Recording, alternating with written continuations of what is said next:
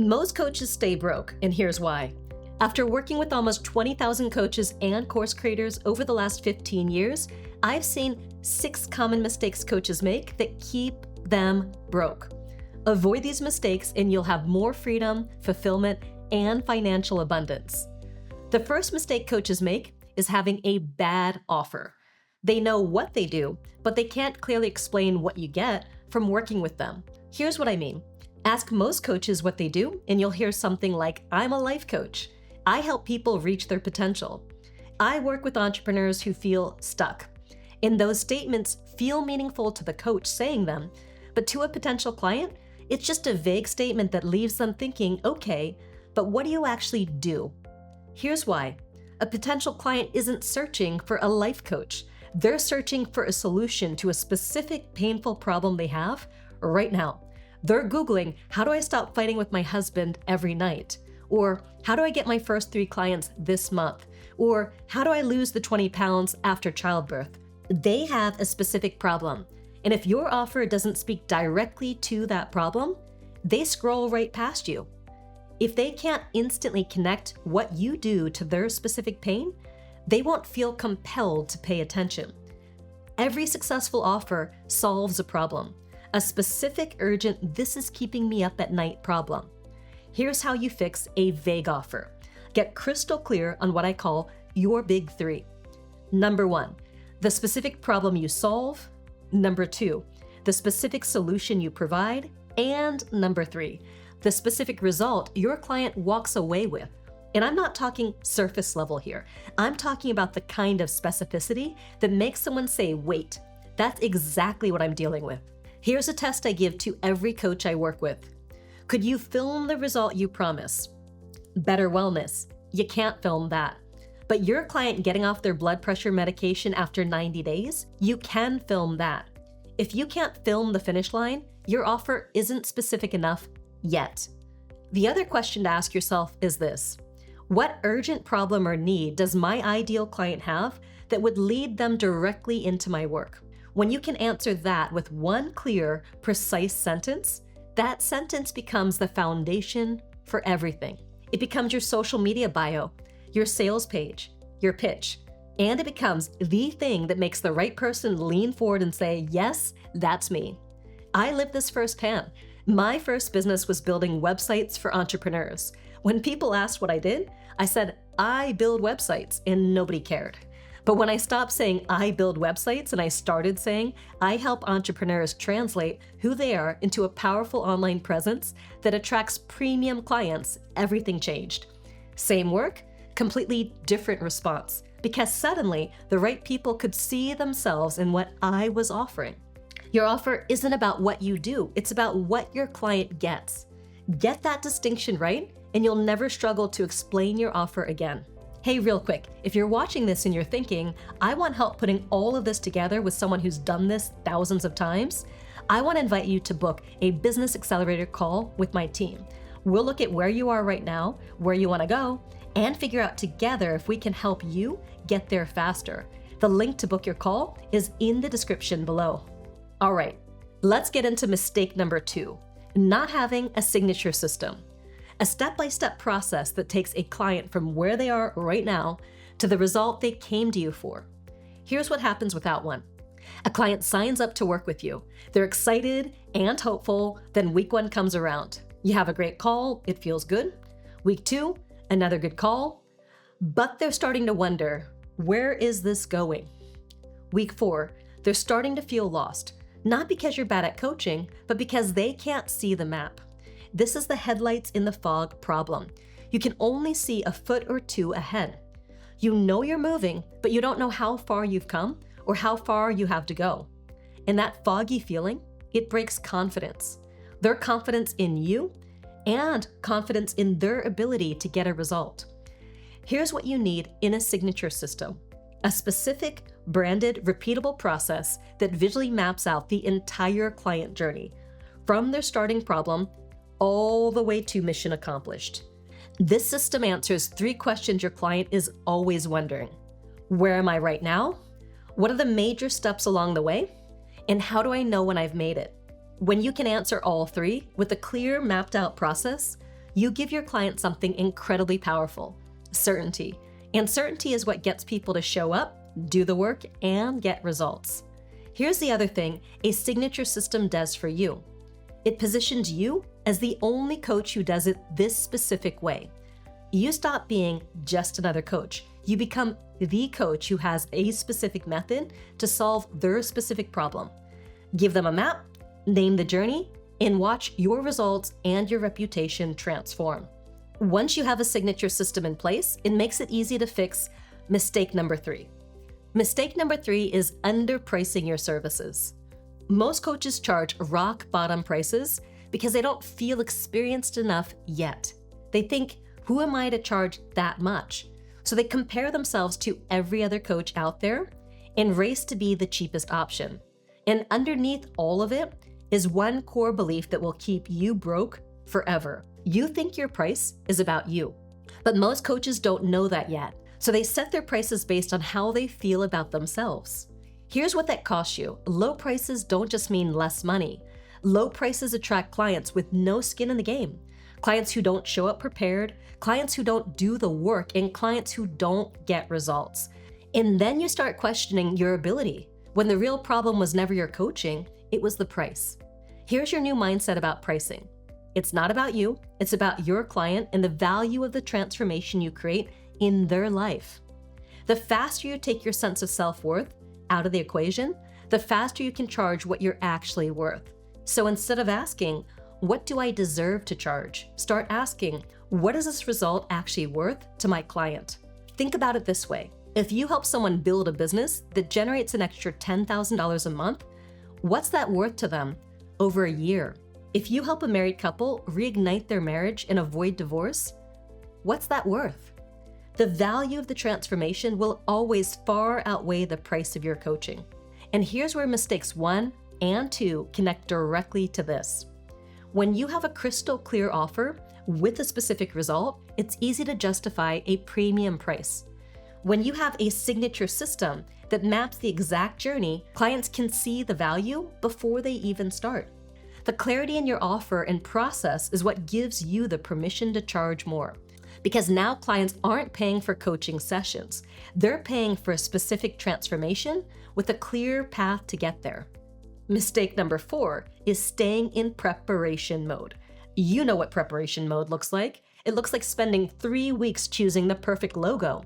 It looks like rewriting your website for the 4th time. It looks like taking another certification course before you feel ready. It looks productive, but it's producing exactly 0 income. Here's what's really happening psychologically. Preparation mode is a very sophisticated form of avoidance, because as long as you're preparing, you never have to face the possibility of rejection. As long as the offer isn't out there yet, nobody can say no.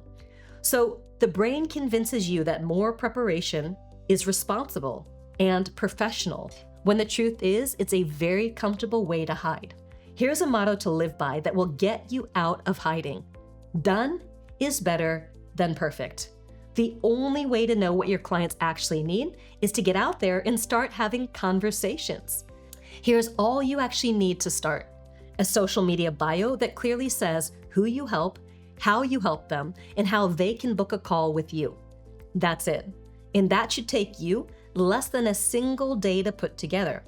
Everything else, the website, the funnel, the fancy branding, that comes later. Here's a simple habit for you to implement into your business. Each day, check in with yourself and ask, how much income-producing work did I do today? That doesn't include coaching. It only includes income-generating activity. Here's why this is so important. Coaching is your craft. It's how you get someone a result. You could take that skill and go work for someone else tomorrow. A business owner is someone who actively generates sales for a product or service.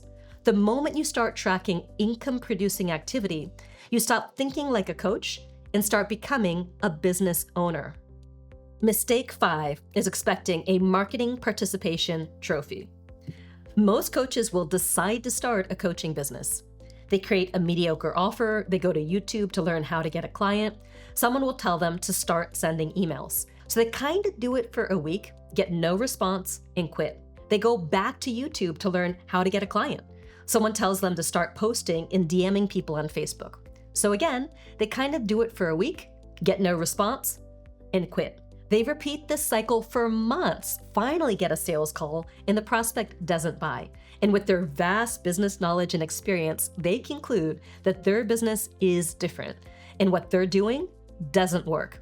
When in reality, they're treating their business like kids' soccer. They think they deserve a participation trophy after putting in a little bit of effort. Marketing is a high-volume game. Dabbling in it doesn't get you a trophy. In one-on-one sales, it takes an average of 5 to 7 interactions before someone makes a purchase. In online marketing, where you're reaching people you don't already know, it can take 15 to 30 impressions before someone buys. Most people don't buy the moment they first see something. They need time. They need repetition. They need to build trust. Think about it like a relationship. You don't propose on the first date. You wouldn't expect someone to say, "I do," before they even know you. But that's exactly what most coaches expect from marketing. They think they could send a couple emails, a couple DMs, and have a couple conversations, and voila, they have a client. Then, when it doesn't go as planned, they blame it on the marketing. Here's the fix. Understand that success in business is ultimately a numbers game. And commit. Genuinely commit to consistently reach out, make connections, and follow up. Here's what that looks like. First, track every single prospect interaction. Every email, every DM, every conversation. Use a simple spreadsheet. Second, reach out to a minimum of 5 to 10 new people every single day, not with copy-paste spammy messages. Real, warm, personalized conversations with people who have the problem you solve. Third, set a realistic expectation for yourself. If you send 10 messages per day, you should be able to get 5 to 7 sales calls per month. And from those calls, you should be able to sign up one new client. If your numbers are much higher, it doesn't mean it doesn't work. It means something in your messaging or your offer needs to change. Or it could mean your market is more competitive and simply requires more volume. Either way, you won't know until you get in the game, and you have to stay in the game long enough for it to work. Now, you could have the perfect offer, dialed in messaging, the right marketing system, but even with all of that, it won't fix this last mistake. Mistake number 6 is avoiding the grind. Most coaches think their journey is going to be a fantasy business filled with nothing but fairy tales and pixie dust. Freedom to do whatever you want, impacting thousands of people, and money rolling in while you sleep. Those are possibilities. But here's what the fantasy leaves out: the discipline, the perseverance, the long hours doing tasks that sometimes suck, the weeks where nothing seems to be working, the sales calls that make you feel rejected, the marketing campaigns that don't convert, the days when you genuinely don't know if this is gonna work. And when the grind shows up, and it always shows up, coaches with the fantasy business interpret it as a sign. Maybe I'm not cut out for this. Maybe this business idea doesn't work. Maybe I'm not meant to be a business owner. And they quit. 3 feet from where the real gold deposit was. That phrase comes from Napoleon Hill's Think and Grow Rich. He told the story of a gold prospector who drilled and drilled and drilled and gave up just before hitting the biggest deposit of gold on the claim. The next person who came along drilled 3 more feet and struck gold. I've watched this happen to coaches who were so close to the gold, coaches who had the right offer, the right skills, the right market. They just weren't willing to step into the grind. Here's how you develop the mindset to step in. You need to learn how to turn on what I call your pro switch. The pro switch is a decision that you will do the work even when you don't feel like it, that you will show up even when you're scared, that you will treat resistance not as a stop sign, but as a springboard. Because here's what I know after working with tens of thousands of coaches: every single coach who built a real, sustainable, impactful coaching business goes through a period where they weren't sure it was gonna work. The ones who made it didn't have a special talent. They didn't have better offers or bigger audiences starting out. They had one thing: they refused to quit. They committed to one step, one conversation, and one client at a time. They built unstoppable momentum. You have way more capability than you think you do. When I was building websites for entrepreneurs, there were months where I questioned everything. Was this the right business? Was I the right person to be doing this? But I kept going. In those small pivots, from websites to messaging to branding to now helping almost 20,000 online businesses launch and scale, grew into a multi-million dollar company. But only because I got in the game and I kept going when it got hard. Lasting success in business takes time, hustle, grit, and hard work. Flip your pro switch and stay in the game long enough to make your business fantasies come true. All right, let's bring it all together. 6 mistakes, 6 fixes.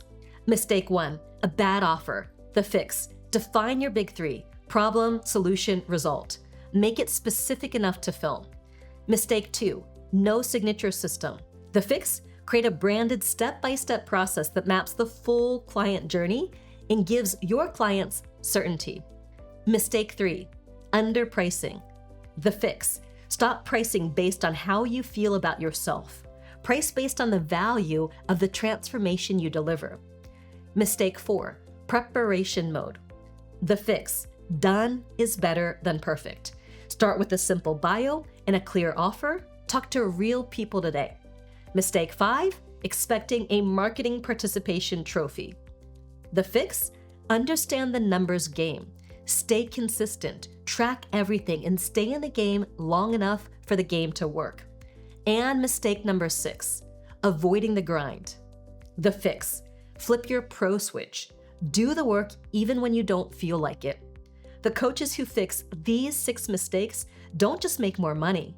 They build a business with true freedom, genuine impact, and financial abundance. And that's exactly what I want for you. Click on this next video and I'll show you the proper way to start a coaching business, how to pick the right niche, and the right offer to go with it.